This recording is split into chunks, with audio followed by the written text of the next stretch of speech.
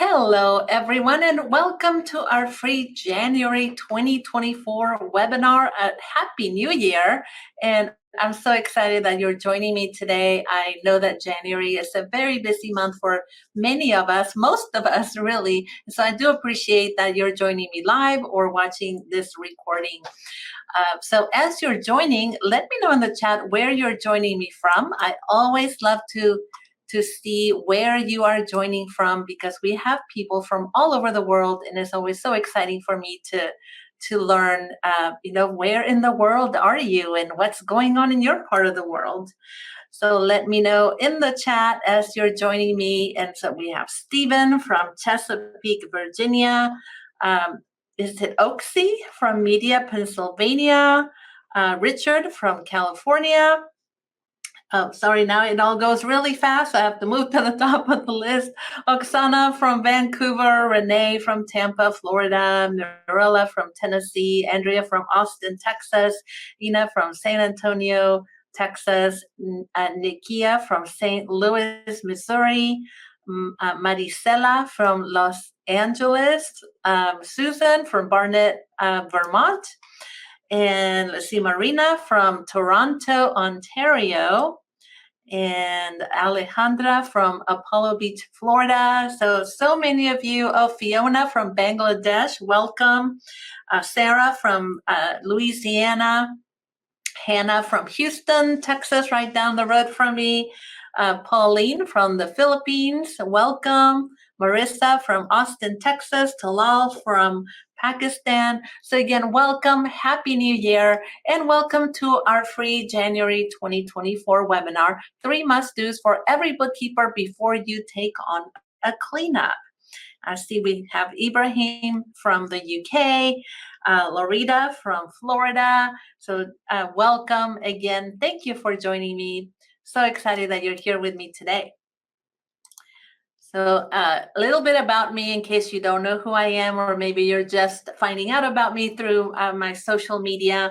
I am the founder of the 5MB Academy for Virtual Bookkeepers, where I empower bookkeepers to become confident professionals and business owners. I'm the founder of Mavency, where we provide bookkeeping and consulting for Shopify sellers, and also founded the 5-Minute Bookkeeping YouTube channel and blog. And I'm the founder of the Facebook group 5-Minute Bookkeeping Community. I am a top 10 as well as a top 100 pro advisor, a certified public accountant in the state of Texas in the US, certified advanced QBO pro advisor as well. I live in Sugar Land, Texas, just right down the road from Houston, Texas. And you can follow me on Instagram at 5-Minute Bookkeeping. You can do so as well on Facebook. And I believe we're just launching a TikTok channel. So I'm not sure if it's quite live yet, but look for me there. Also, everything is at 5-Minute Bookkeeping. Next slide. It's like I want to change slides and my hand didn't want to move. A little bit about me. My husband and I have a beautiful 90-acre farm in Hallettsville, Texas, where we spend most of our weekends working at the farm, doing all sorts of farm work. We have a 100-year-old camp house there, beautiful sunsets, beautiful Texas bluebonnets in the spring, and we're building a house there. So pretty soon I will have some pictures of the house, but right now we're just building the foundation, so we're not quite ready to show any exciting pictures. Just some administrative announcements. All content, handouts, and recordings are under copyright. We do have handouts for you. You should have seen those as you logged into the webinar. There's a tab that says handouts. You can get your handouts there. I believe Jill can share. Jill, my assistant, who is behind the scenes, her name is Jill Kill. She will be helping me with the chat, and then she may have the link to the handout as well. But we will also send the recording out of this webinar to everyone along with the handout. So just in case you can't get the handout, don't worry about it. We'll send it to you. And then if you have to leave early, no worries again, because we'll send everyone the recording. So let's start with what is a cleanup. I recently received an email from someone saying, "What is a cleanup?" because they weren't 100% sure. And I would say January is cleanup season, and really all the way up until tax time, at least here in the US, we are in cleanup season. So, what is that? Well, first of all, let's talk about what does your client think you're doing when you're working on their books and maybe trying to fix their messy books. So they think that you are, taking this nice little stroll in the park, everything's just reconciled, clean up my chart of accounts. It must be so easy. It'll just take you a couple of hours, right?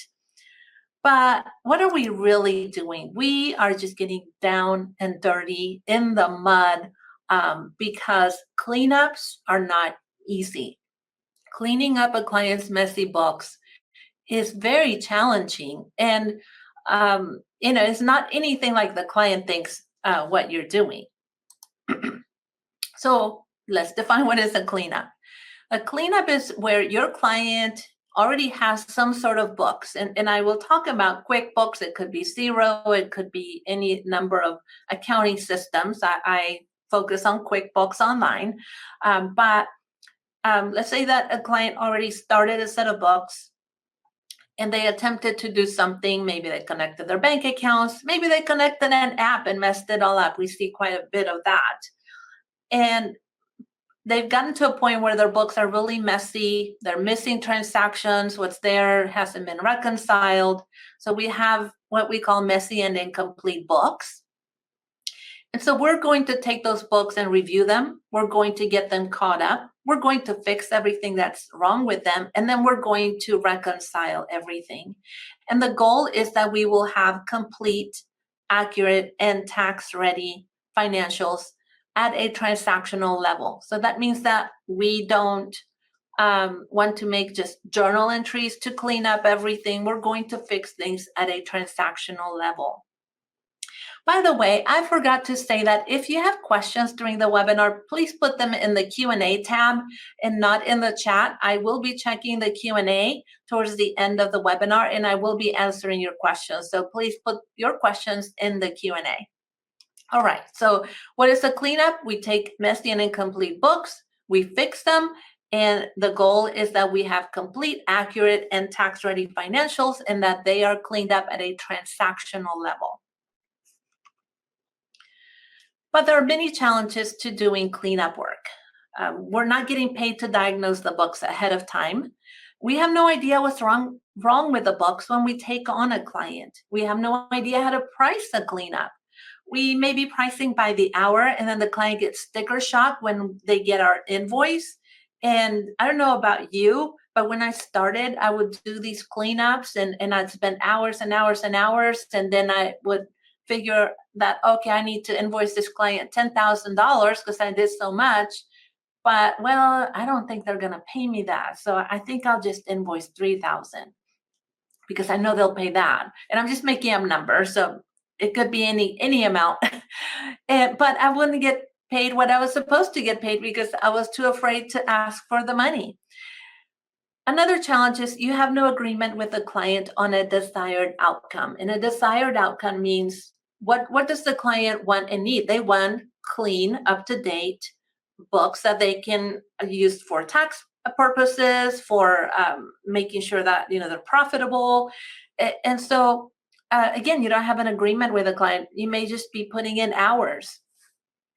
And many times the client tries to control the process, which is not good either because they're not qualified to tell you what to do. Well, I only want you to clean this up and not this other thing. They try to control the process, and again, it's not getting them to where they need to be. So that leads to imposter syndrome, insecurity. We keep charging low prices. We have this employee mentality of letting the client tell us what to do. And then we end up with bad clients. And that just leads to us being in the cycle of more bad clients and more bad clients because we don't have a good process for working with cleanup clients. But you need to shift your mindset. You are a professional. You deserve to be compensated for the time and effort that you spend on your client's bookkeeping, and you deserve to be compensated for your expertise. And really, when you think about it, what you do is no different from what a doctor does. A doctor examines, they diagnose, and they prescribe a treatment. And you should be able to do the same thing for your bookkeeping clients. So here are the 3 must-dos for every bookkeeper before taking on a cleanup. Number 1 is review. Number 2, report. And number 3, recommend. Let's go through step 1, the review process. The goal here is to get paid to diagnose your client's books. And you do that by using a paid diagnostic review. So the goal is to get a full scope of work before you clean up or catch up the books. When I started my business, I guess it's been now 13, almost 14 years ago, I would talk to these prospective clients. I would look at their QuickBooks. I would spend hours diagnosing what was wrong with their books. I would tell them exactly what was wrong with their books, but I would never get paid to do that. And worse, the client didn't want to work with me because, for whatever reason, they weren't that interested. And so I wasted all of this time. And then I realized I have expertise, I have knowledge. The fact that I'm giving my client a list of recommendations, that I'm showing them exactly what's wrong with their books, there's value in that. So let's talk about the diagnostic review and what is it? It's a paid project.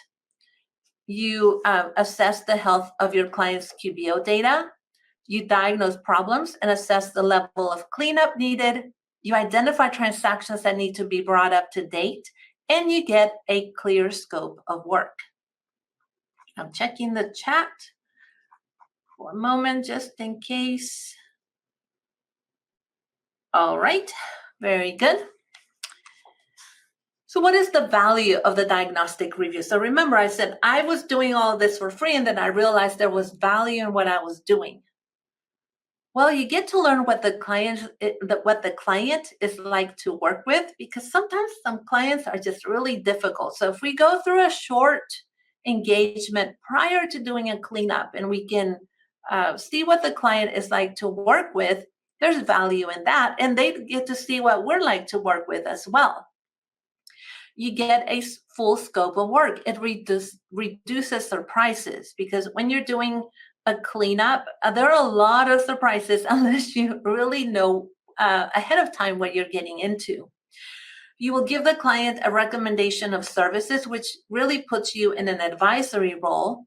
It puts you in control, because really, as I said, the client wants to be in control, but they don't know how to clean up their books. So you need to be in control, and it lowers the risk to the client as well, because now they're working with you on a short engagement.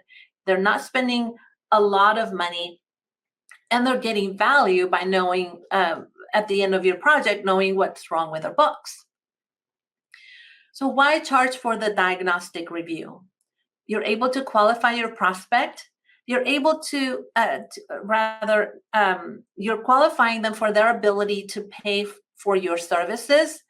And also, you're working with a client who now values working with a specialist and with an expert, because they don't want something for free. They're willing to pay you to diagnose their books. It demonstrates that you're a specialist, because you have the ability to go through their books and tell them what's wrong with their books. It compensates you for time invested in diagnosing your client's books. And again, you deserve to be compensated for your time and expertise. So what are some options for pricing the diagnostic review? So I'm giving you a couple of options here, and really it's up to you how much money you want to charge for a diagnostic review. Some of you have asked me, well, what if it takes me 3 hours, but the next one takes me 10 hours? Should I charge different? I don't. Just because when I'm talking to a prospective client, I want to give them a price for that diagnostic review right then and there. And I'm not too worried about how long it's going to take me. So let's take a look at the first option. Pricing your diagnostic review based on revenues. So you may have for example, you may be charging $300 to $500 US for revenues up to 500,000, 500,000 to $1 million in revenues. You may charge 500 to 750, and then over $1 million in revenues, you may charge 950. Option 2 is based on the number of months that you are reviewing. So let's say that you're reviewing up to 5 months, that would be 500, 9 months, 700, and up to 12 months, 900. Again, it's up to you how much you want to charge. I am now charging a minimum of $1,000 for a paid diagnostic review. And in fact, today I was talking to a prospective client, and we're doing a diagnostic review and a consulting needs analysis for $1,500. And so again, it's up to you. And I once taught a similar presentation to this at a conference, and I said, put it on a sticky and put it on your computer so that when you're doing a Zoom call with a client, you'll just look at what your pricing is for a diagnostic review and just tell them how much it is. So again, it's up to you how much you want to charge. Let's talk about offering the diagnostic review to a prospective client. When you're, and notice that I said selling the diagnostic review, and I hate the word sell because I feel like I don't sell. I listen to a client, I listen to a prospective client. I focus on a lot on their pain points. You know, when they start telling you my books are messed up. I tried to set up my chart of accounts, but I don't know how to do it. I connected my bank feeds, but somehow I now have duplicate transactions. I have all of these old transactions in undeposited funds. I have uncategorized income, cannot talk today, uncategorized expense. I have all of these things that are making my books a mess.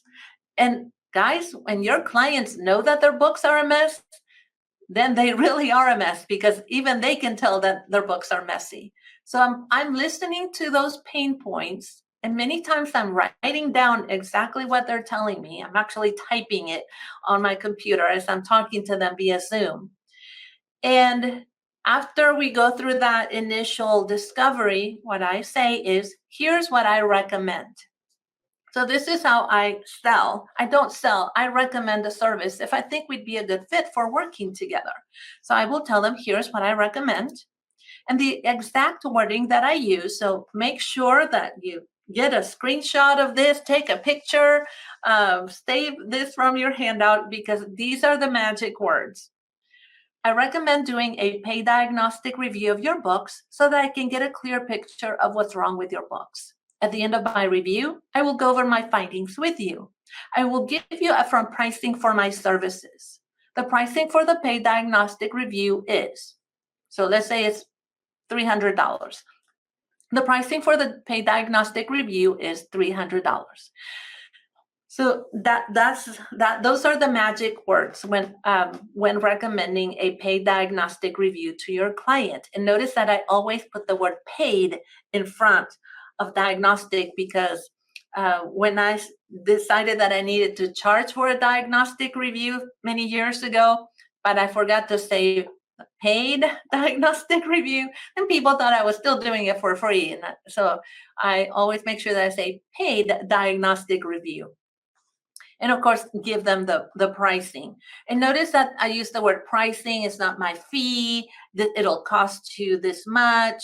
I use the word pricing because it's very neutral. You're not attaching emotion to it. So the pricing for the paid diagnostic review is $300, $500, $1,000, whatever it's going to be.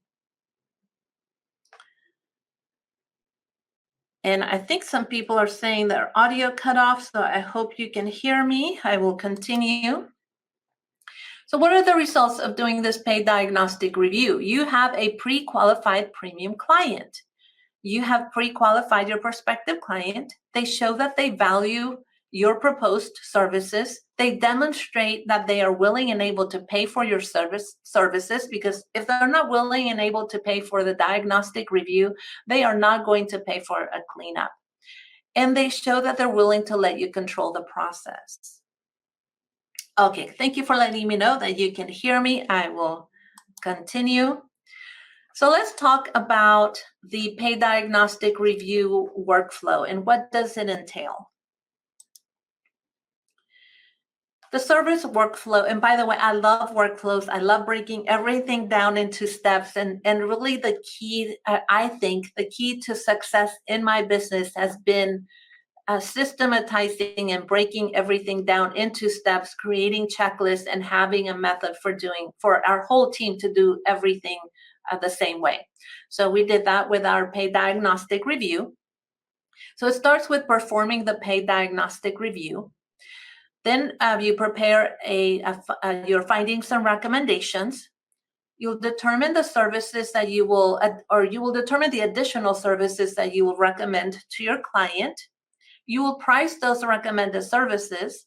You will present your findings and recommendations to your client, and you will offer additional services to your client and give them pricing for those services.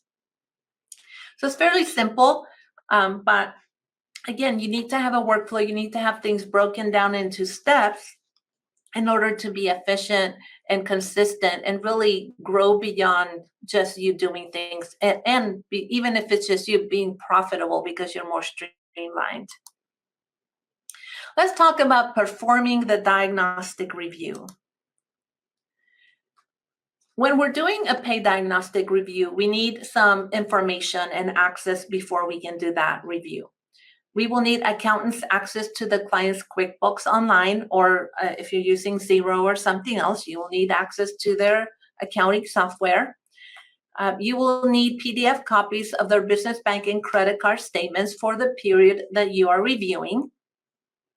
And for our US clients, and I would assume Canada as well. I'm not sure how you do this in other countries, but we do request a copy of their last corporate tax return. And we do that in the US for S Corps, C Corps, and partnerships. The reason we do that is because those tax returns also will have a Schedule L, which is a balance sheet for companies that have assets over $250,000. And we use that in the cleanup as part of our reconciliation back to the tax return balance sheet. So we will get a copy of that, those tax returns as well for S Corps, C Corps, and partnerships in the US.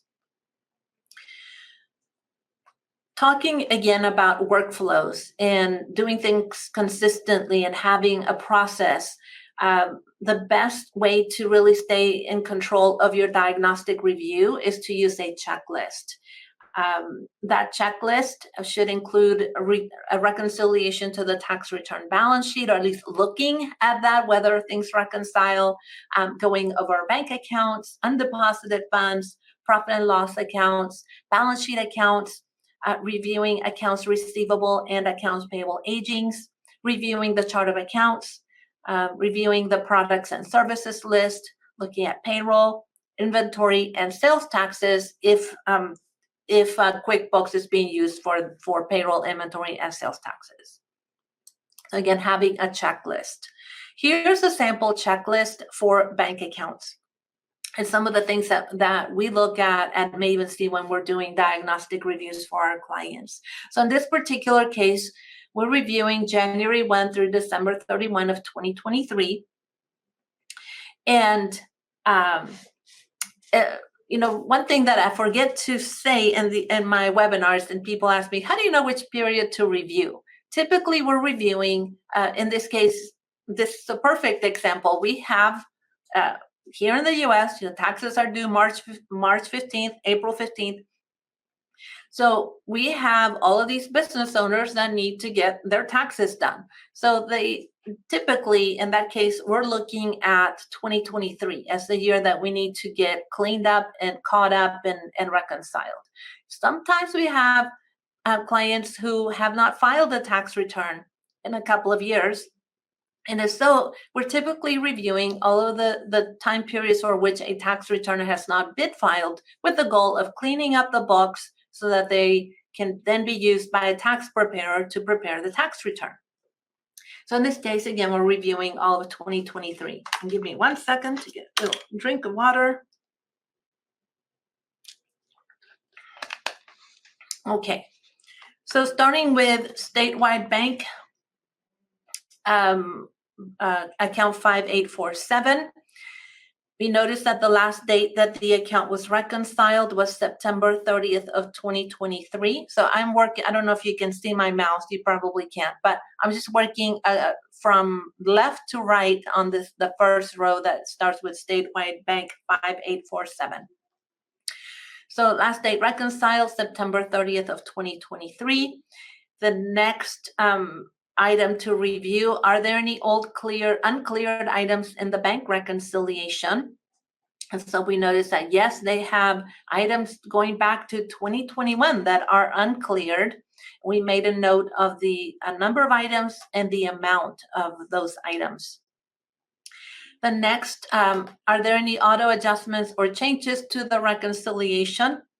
And we did notice that there was a reconciliation opening balance difference. So meaning that the accounts were reconciled, but then something was changed after the fact. And so the opening balance for the bank reconciliation has changed, which means that we can't do the bank reconciliation until we fix those changes to the opening balance. Next, are they connected to the bank feed? Yes, most clients are, but actually I was talking to a client today and they were not. So we still check for that. And then we check for whether there are any old transactions in the bank feeds window, because again, sometimes they haven't worked through all of the bank feed. We do the same for the credit card. And again, it was only reconciled through September. And we made a note of all of the old unclear transactions in their bank reconciliation, and then looked at old transactions in the bank feeds window. So moving down where it says findings and recommendations, then we make a note of all of the steps that need to be taken to get their books cleaned up and caught up. So in this case, we said that we need to add and match transactions in the bank feeds from January through December 2023. We'll review and clean old uncleared items in the bank reconciliations. We'll adjust the reconciliation opening balance difference for statewide bank.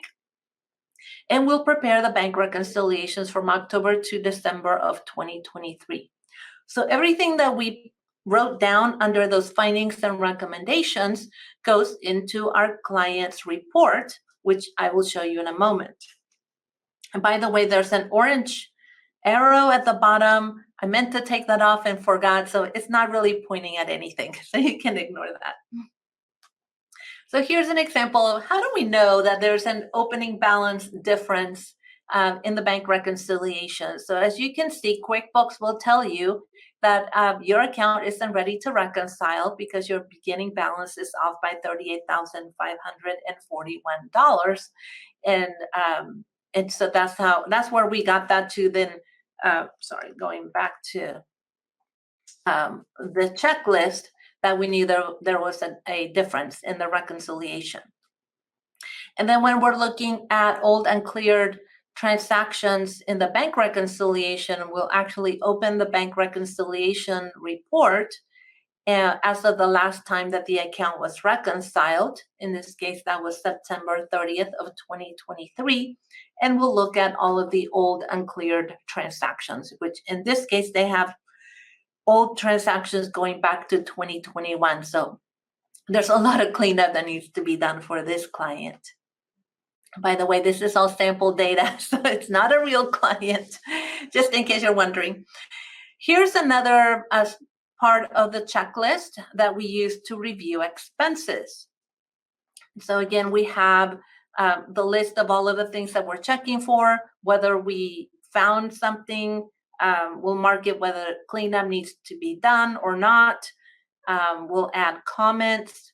We'll look at the number of transactions that we found, what dates, dollar amounts, because the reason we do this is how you sort of rub salt in the wound when you're showing your findings to your client. You're quantifying that, hey, I found 5 transactions from February of 2023 to December of 2023, and they totaled $2,867, and all of that needs to be cleaned up. So So as you can see, we're checking for negative and unusual balances in the expense accounts. We'll check whether there are any maybe expenses that are higher than we expected. Uncategorized expenses, transactions in Ask My Accountant. We'll look for transactions in reconciliation discrepancy. We'll look to see if transactions maybe should have been categorized as cost of goods sold rather than expenses. We'll check to see whether there are any personal expenses that need to be recategorized. And there's a whole other things that we check for as well. But this is a sample of some of the things that we're checking for and how we document them. So let's do a quick demo of what am I doing when I'm checking for these things. And let me share my screen. Okay. All right, so you should be seeing a profit and loss for a sample company. And so what I'm doing usually when, let's see. Oh, I put it to expenses. So I'm going to just look at expenses for now. So one of the things that we're looking for is, are some expenses higher than normal, lower than normal? So this one, this rent expense, is one that, hey, compared to all the other expenses, this is really high. And so what we do is we will look at the profit and loss line by line and look at what's in each account. But I'm just going to focus on this account because it is really high. So I just click to drill down on what is in this account to figure out, hey, was this maybe miscategorized? Is there something that, why is it sticking out? And we see that, and by the way, my data is outdated. So and you'll notice this says 2021. I'm working with my own data, but I realize it is outdated. I have not updated this to now have 2023 or 2024 dates. But the point I'm trying to make it is, regardless of the data, is valid. So in this particular case, we see that, okay, in April, they paid for a year of rent in advance for $69,000. And so, okay, maybe if they're on an accrual basis, we would not expense this. We would record this as prepaid rent and then amortize it. So, but at least we know now that, okay, they paid for a year of rent in advance. And if that needed to be adjusted, we make a notation in our diagnostic review checklist. Let's take a look at here. I can see that I have bad debt and then bad debt -1. So apparently I have two accounts for whatever reason. So that would go on my report of findings and recommendations that these accounts need to be merged. And we'd likely look at to see, okay, what is in bad debt 1? Because somehow it ended up in this duplicated account. Yes, it looks like just something got mapped to this other bad debt account for whatever reason. So we'd also have to fix the item that is associated with this invoice so that it maps to the correct account. See what else we have. We have insurance, interest expense, and we have a negative amount on interest on loan. So typically, interest expense is not a negative, should be a debit balance, which would show up as a positive amount on the profit and loss. So I click to take a look at that, and we see that we have a journal entry for a cleanup. Okay, so it looks like we were reconciling a loan statement, or that the client was reconciling a loan statement. So I'd probably look into this to see if that was recorded correctly. And let me see what else we have. I think somewhere I had seen that we had asked my accountant. Okay, so we have actually uncategorized expense, which is one that we see quite a bit when clients are going through the bank feed and just clicking add on everything and not categorizing it. So then we would click on that to see what's in there. We would make a notation in our report of findings and recommendations. Then, of course, we will for the cleanup would need to recategorize these expenses to put them in the right account category. All right, so that was the demonstration. I know that was quick and dirty, pretty quick. Go back to the handout. They just updated my webinar software, so okay, great. We're back at this where I stopped. I thought it was going to go back to the beginning. All right, so we went through step one, which was review, and that was the report of findings and recommendation. Sorry, that was the paid diagnostic review. Step two is report, and that is where you present your findings and recommendations to your client. So what is the value of the report of findings and recommendations? It's a professional report. It positions you as a professional and as an advisor. It helps to communicate your value because you're now giving your client this report that has your logo, it looks professional, it has all of your findings, your recommendations, and it really looks like you have your stuff together. Going over the report with the client. So what do we do when we go over the report with the client? We do it via Zoom. We go over the report with the client. So we go step by step.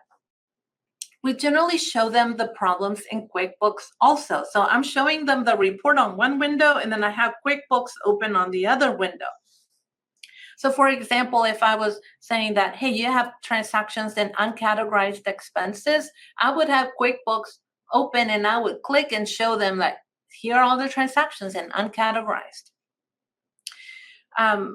You will also give the client a pricing for your cleanup when you go over the report with your client, and the meeting normally takes 45 minutes to an hour.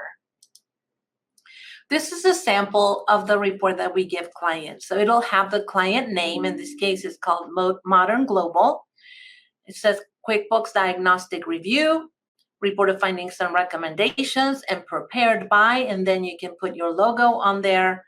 So this is the cover page for your report of findings. And we do this in Word.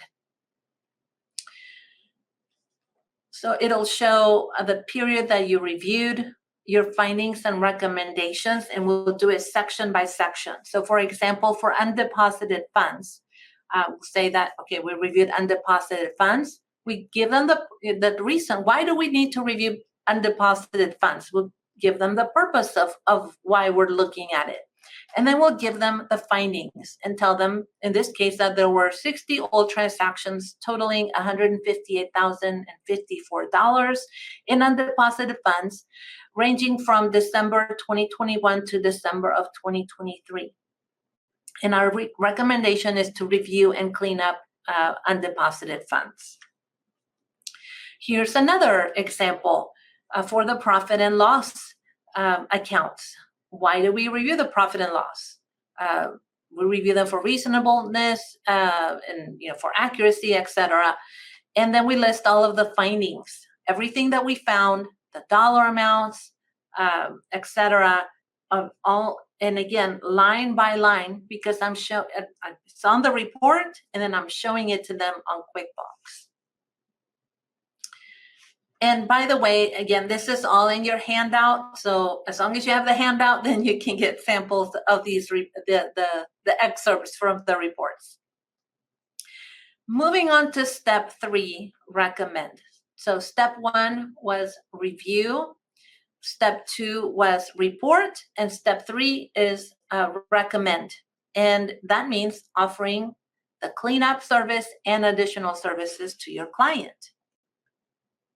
So we're going to present the findings and recommendations to the client, as I mentioned earlier, and then we're going to recommend additional services to our client, whether it is to clean up the books, get them caught up, monthly bookkeeping, maybe one-on-one coaching and training, and even consulting. When you recommend the additional services, again, I said we're not selling, we are recommending. It takes all the pressure off when you recommend something and you don't feel this pressure of like, I've got to talk this client into this, or I've got to convince them. You cannot convince a client to pay for your services if they don't see the value of, or if they're not interested. They have to be interested. And so there's no need to try to talk someone into something. The best thing you can do is just recommend services. So in this case, we're going to recommend a cleanup. So here's what you can say. I recommend cleaning up and catching up your books from January to December of 2023, as I mentioned in my reported findings. The pricing for this service is, and then fill in the blank, whatever that pricing is. And again, I'm using the word pricing. It's not fee, the charge, etc. It's just the pricing for the service is. And then you give them the amount. So you're probably wondering, well, how much should I charge for a cleanup? And I see many of you in my Facebook group and in other Facebook groups listing all sorts of details of, well, the client has this many transactions and I'm cleaning up these many months and I'm doing this and I'm doing that.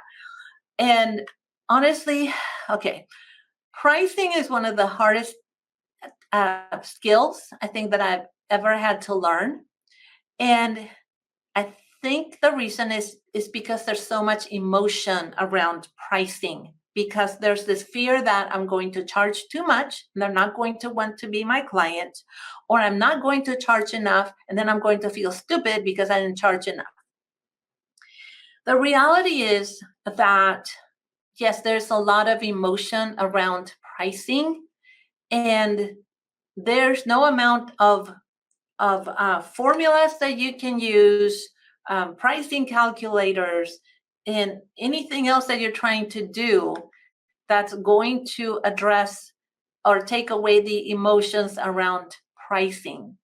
And so my best advice to you about pricing is, number one, keep it simple. Number two, forgive yourself now because you will make pricing mistakes. I still do to this day. And just learn from, if you make a pricing mistake, it's a great lesson to learn, and just learn from the lesson. You cannot beat yourself up over it. You can't get down over it, get depressed about it. You just learn from the experience and you move on, and you then attempt to do better on the next client. And really, are you undercharging for your services? Probably. But one thing that I have done in the almost 14 years that I have been in business, I have been increasing my prices every single time. I'm increasing pricing because I'm more confident, because I have more skills, because now we have a very specific niche that we serve, that we do some very complex work for them. And so again, forgive yourself. You will make pricing mistakes. You just learn from the mistakes and move on. And don't worry about people telling you on Facebook that, oh, well, you're not charging enough.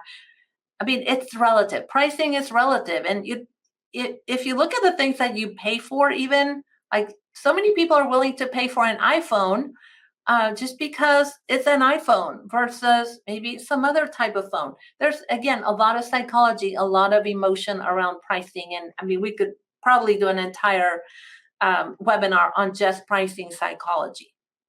So then let's move on with the webinar. How much should I charge for a cleanup?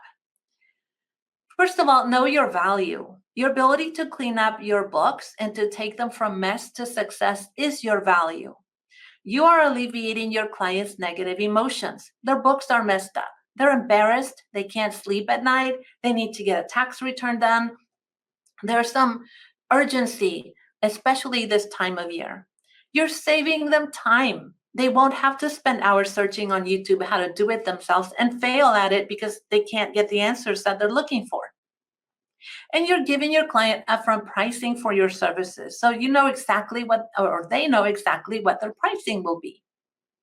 So understand your value is number one.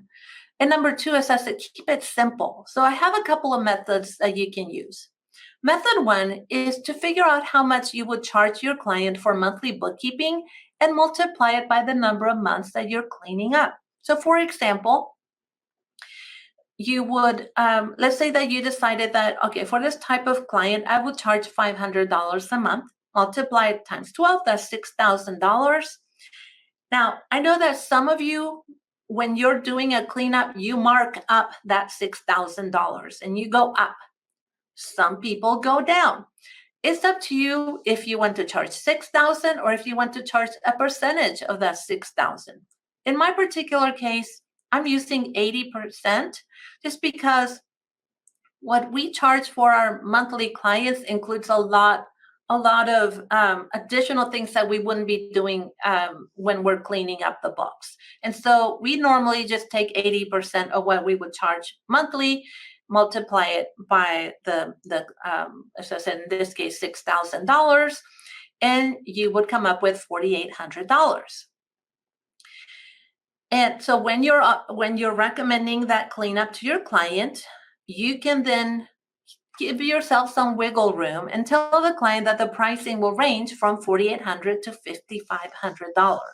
So going back to, I should have changed this slide where we're recommending the cleanup to the client, and then we will say the pricing for the service is actually would say the pricing for the service ranges from or will be from $4,800 to $5,500.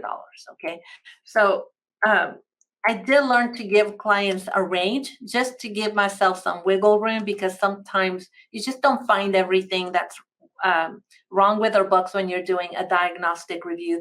There's usually a little surprise there, even though when you do a diagnostic review, you definitely get a very deep dive of what's wrong with our books. This is the method that I'm using now. There's a second method. If you're more into, hey, how many hours you think it will take to do the cleanup, you would estimate those hours and multiply them by an hourly rate. If you do that, you should be adding administrative time, all the time that it takes you to go back and forth with the client, to communicate with them, etc. So let's say that you estimated it would take you 24 hours and multiply that by $100 an hour. And I'm just using 100 just for the sake of simplicity. That would be $2,400 plus 20% for administrative time. That would be $2,880. I learned this lesson the hard way back when I used to charge clients based on how long I thought it would take. Because it took me, let's say it took me 20 hours to do the cleanup, but it took an employee of mine maybe 25 hours or 30 hours. Again, because of all of the administrative time that I was not factoring in. So I learned you need to mark it up. And again, we're going to give the client a price range. So in this case, we would tell them the price range will be from $2,900 to $3,500. This method works if you are good at estimating the number of hours that it will take. But honestly, like I said, I am just using method one, what I would charge per month times the number of months multiplied by a percentage. It's a faster method of pricing. I found, and again, I have done everything from spreadsheets, calculators, everything you can imagine. I have counted transactions. That got old. That takes a very long time to then figure out how many transactions. And so this is the method that I decided was the simplest, fastest method for me to price a cleanup. Regardless of what you choose, as far as pricing, you need to get paid up front. You need to take a 50% deposit from your client, or at least a minimum number of hours times an hourly rate. I know some of you do that you may get paid for every 10 hours that you spend on a cleanup. But again, I'm not a big fan of charging for cleanups by the hour, because then clients get way too focused on how long it took you, as opposed to just what are you cleaning up, when will it be done, and what is the price for that service. So here are the key takeaways from our webinar today. A paid diagnostic review helps you to qualify your client. It lowers the risk for the client and allows you to get a clear scope of work. and you position yourself as a specialist by diagnosing your clients' books and recommending services. Here are some resources for you in case you would like to go deeper into what I talked about. My YouTube channel at 5mbvideo.com. Check out my YouTube playlist on QuickBooks Online Cleanup and Diagnosis. And there are some very good videos there where I go into each area of the balance sheet and the profit and loss and showing you what to review. I will talk about 5MB Academy here in a moment, but that is where all of my free and paid courses live at 5mbacademy.com. And then if you're not already signed up, make sure that you sign up to get all of my latest content, webinars, courses, and sales. And you can use the QR code to do that. So speaking of 5MB Academy, I created 5MB Academy because I was tired of my clients telling me that their previous bookkeeper messed up their books. In the US, we don't have any sort of standards for bookkeepers being certified, being vetted to see if they're qualified or not. People can become bookkeepers very easily. So that's the beauty of becoming a bookkeeper. There are no barriers to becoming a bookkeeper. But at the same time, we need to improve our industry. We need to empower our industry to be well educated because, as I said, anyone can be a bookkeeper, but not everyone can be a good bookkeeper. And there's a lot of training. I know many of you have gone through bookkeeper training. You may have work experience where you learned bookkeeping, and I commend you and congratulate you on that. But my passion was just how can I empower my industry so that we can have qualified, confident bookkeepers. And that's where I created 5MB Academy so that you can become a confident bookkeeper. I have lots of courses at 5MB Academy. I will let you guys take a look at that if you want to go to 5mbacademy.com. But I wanted to focus on specifically on my cleanup courses. After doing hundreds of cleanups, and really my team and I have done hundreds of cleanups, and we have cleaned up all kinds of messy books. After doing all of that, I developed a proven system for diagnosing and cleaning up the books that really led to doing profitable cleanups. Because with cleanups, you need to have the skill set, the systems, and you need to know how to price those cleanups. And as a result, I put together two courses. One is the complete QBO cleanup system, and the other one is the QBO paid diagnostic review system. And they also come in a bundle, depending on how you would like to take those courses. But with the paid diagnostic review system, I went step by step in this online course, showing you how to offer the paid diagnostic review, giving you the engagement letter for the paid diagnostic review, the entire checklist of reviewing your clients' books, step-by-step video tutorials showing you how to go through the diagnostic review and then how to offer that diagnostic review to your clients. In the complete QBO cleanup system, then I went to the next step of, okay, you've done the diagnostic review and now you're going to do a cleanup for a client. How are you going to get organized? How do you know where to start, what to do? How do you know when you've completed a cleanup? What are the things that you need to look for? How to clean up all of the messy areas that you will come across in QuickBooks. And as I said, I bundled the two courses as well. So whether you want one of the courses or you want the two courses, there's a bundle for that. And I'm having a sale. Actually, it started this morning. We are giving a 15% discount on the cleanup courses that I mentioned. So the 15% discount is actually the Black Friday discount that I do once a year. So you're getting the lowest price, the best discount to date on the cleanup courses. So again, the QBO paid diagnostic review system, the complete QBO cleanup system, and the two course bundle. And Andrea says she loved my diagnostic and cleanup courses. Thank you, Andrea. And so anyway, you can see the pricing there. you can either buy the courses with a one payment plan or 3 payments, and you get full access to the course even if you do the 3 payment plans. So I believe that Jill is going to share the links to the courses. There she goes. She's sharing the links to the courses with you so that you can take a look at what's in the courses. Each course page, if you scroll towards the bottom, it'll say course curriculum, and then you'll see exactly what's included in each course. And another thing, if you decide that, hey, I'm just going to buy the diagnostic review, but can I upgrade to the bundle later? You can. All you have to do is send me an email through my online academy and let me know that, hey, I bought one course. Can I get the bundle price and get the cleanup course? We'll be happy to upgrade you. There's no limit on that. So even if a year from now you want to upgrade, you can do that. All right, so the coupon code is 5MB Clean 2424. Make sure that you use that in all lowercase. The sale does expire on Wednesday, January 31st. So be sure to take a look at the courses. And Jill has shared that with you as well, or you can just scan that QR code. It'll take you to the courses. All right, I am going to go into the Q&A with you guys, and let me pull up the Q&A. And hold on one second while I share my screen.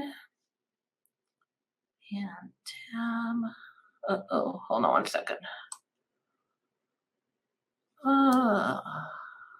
Webinar. Here we go.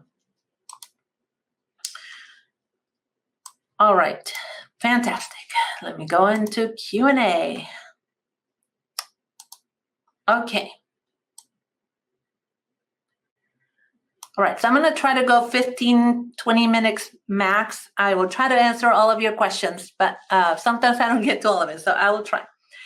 Stacy asks, how do you respond to my books are up to date and reconciled? Why do you need to do a diagnostic review?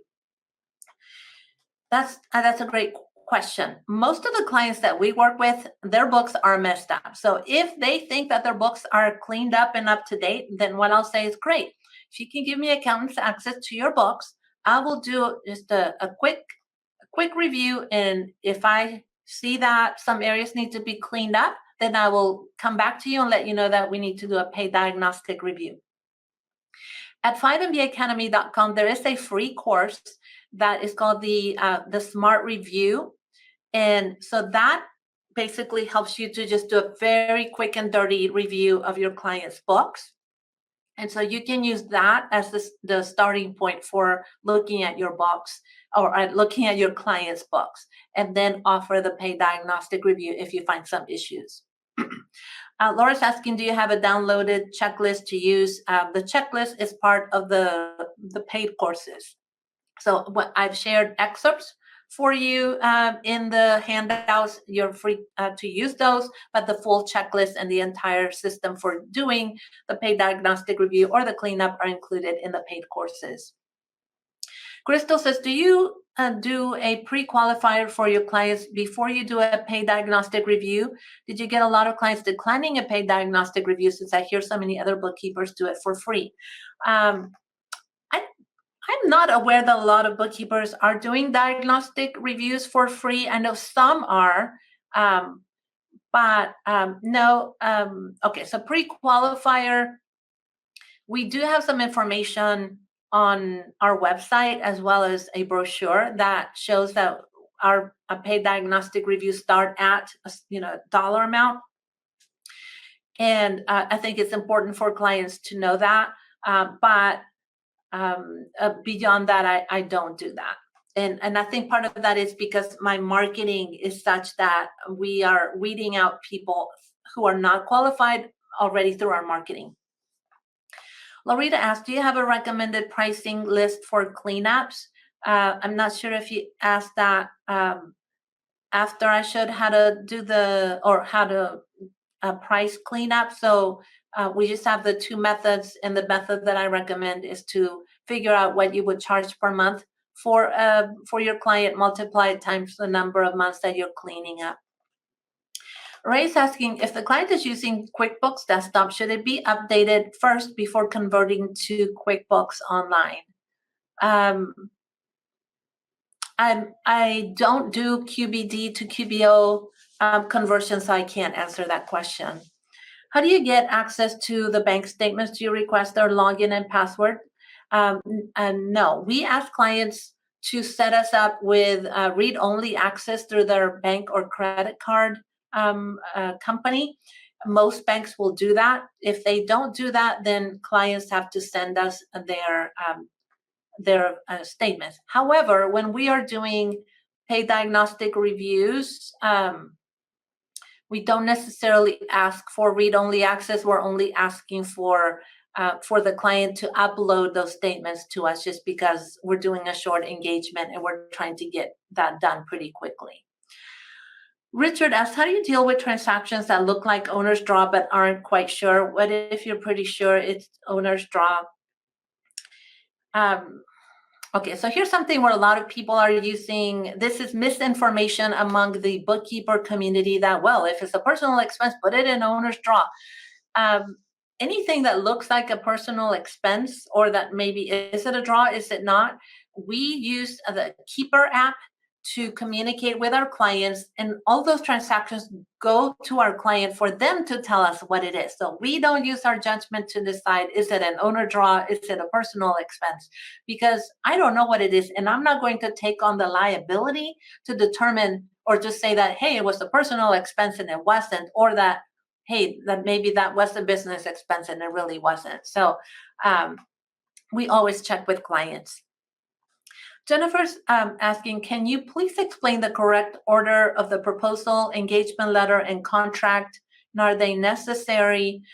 Okay, so what Jennifer is saying is, some people give a proposal, they give an engagement letter / contract. So I don't give written proposals to clients. I tell them what the pricing will be, and then I may follow that up with an email, but I don't spend the time to do a written proposal for clients, just because it takes too much time. Now, to answer your question about an engagement letter versus a contract, they're the same thing. So they are sometimes referred to as service agreements, engagement letters, or contracts. In the accounting industry, like CPAs call it an engagement letter, and that's what I use just because that's more prevalent in the industry, but technically it is a legal contract. Terry's asking, if we're not doing the taxes, should we even ask for the tax return? Yes, you should, because again, as I said before, if you're working with a C Corp, S Corp, or partnership in a proper cleanup, you should be reconciling the balance sheet in QuickBooks to the Schedule L, which is the balance sheet on the tax return. And I do show that process in my course, because that is a big part of having tax-ready financials. The retained earnings on the tax return balance sheet must roll forward and must reconcile back to retained earnings on your QuickBooks balance sheet. Nika's asking, how do you fix opening balance differences? That is I think you mean opening balance equity. Oh no, the bank difference with the opening balance. Okay, so when you're doing a bank reconciliation, or when the client does the bank reconciliation and then they go back and change things, so they will either delete transactions. Most of the time they will delete a transaction or multiple transactions, or they go into a transaction and change an amount. So those two things will cause a difference in the opening balance of a bank reconciliation, because now the amounts have changed. In most cases, QuickBooks will tell you which transactions were deleted, and so they have to be put back. You have to put back the transactions, and then you have to re-reconcile the account. So you have to go back and open the reconciliation after you have entered the transactions that were deleted.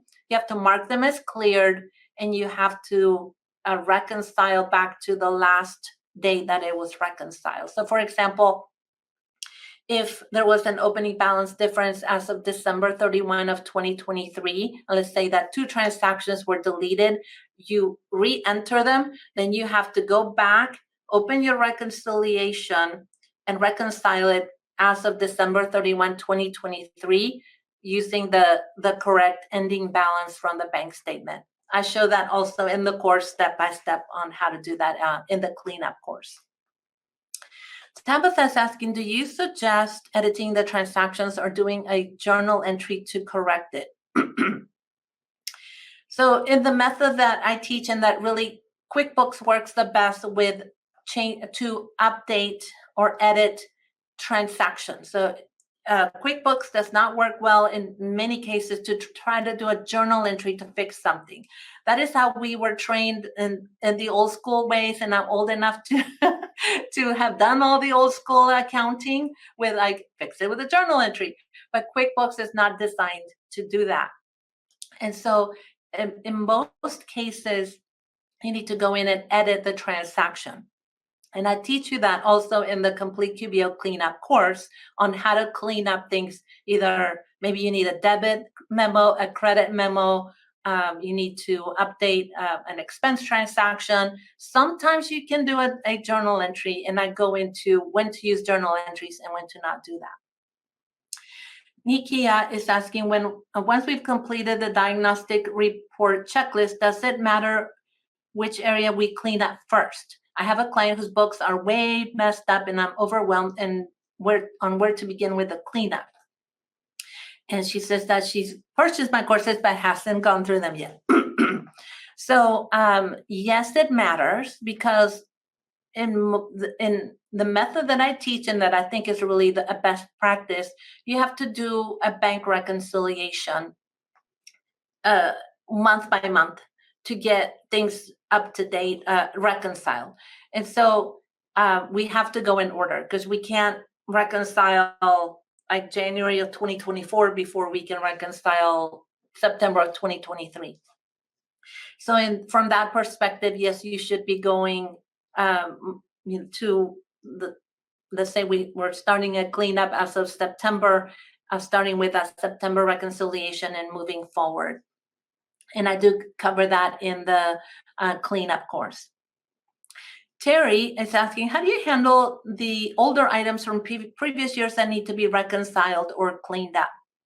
That's a fantastic question, and there's a lot that goes into that, because you have to consider when was the last tax return that was filed, what tax entity are they filing in, whether it's sole proprietor or is other types of entities, which periods can you adjust? So a lot of that is dependent, again, on when a tax return was filed and what is their tax entity, and how we need to then reconcile back to the balance sheet on the tax return.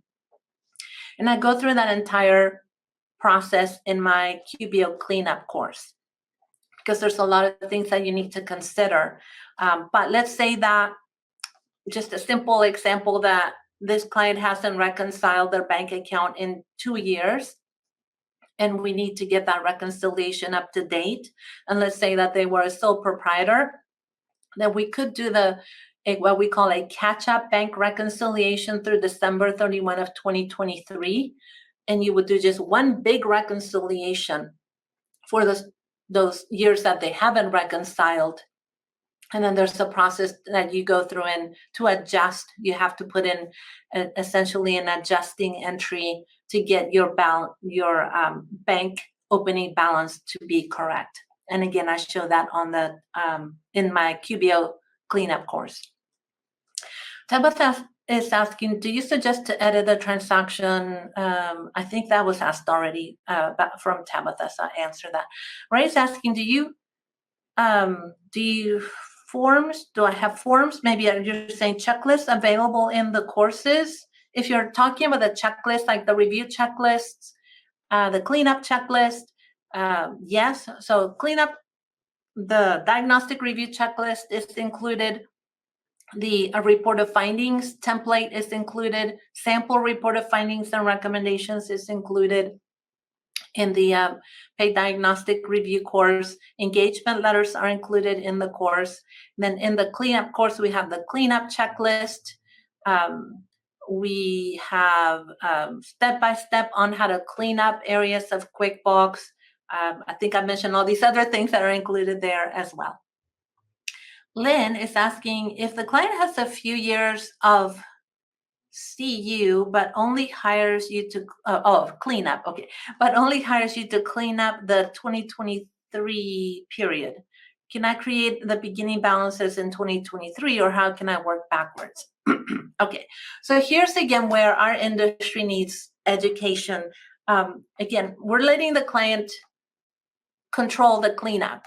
So a client can't just say like, clean this up and not this other thing, because yes, while you can clean up your the profit and loss for a particular year, the balance sheet is cumulative. So the balance sheet balances are cumulative from day one. So we can't just ignore them, because if there's a mess on the balance sheet, it'll continue to be there. And so part of the diagnostic review is not just checking like what the client wants me to clean up, but everything. And then when a client says, well, no, but I only want you to do this, like in our case, we say, no, we clean it all up or we don't clean it up. Nikia says, I apologize, I meant to more so, does it matter which area we clean up first? For example, should we start with a chart of accounts, vendors, customers, etc.? So yes, going back to, I think you're asking me the order of the cleanup. Yes, it matters. And so in the cleanup checklist and in the complete QBO cleanup system, we go in the order in which things should be cleaned up. Most of the time is the reconciliation to the tax return balance sheet. Second is your bank reconciliations. Third is undeposited funds. And then it goes from there into cleaning things up.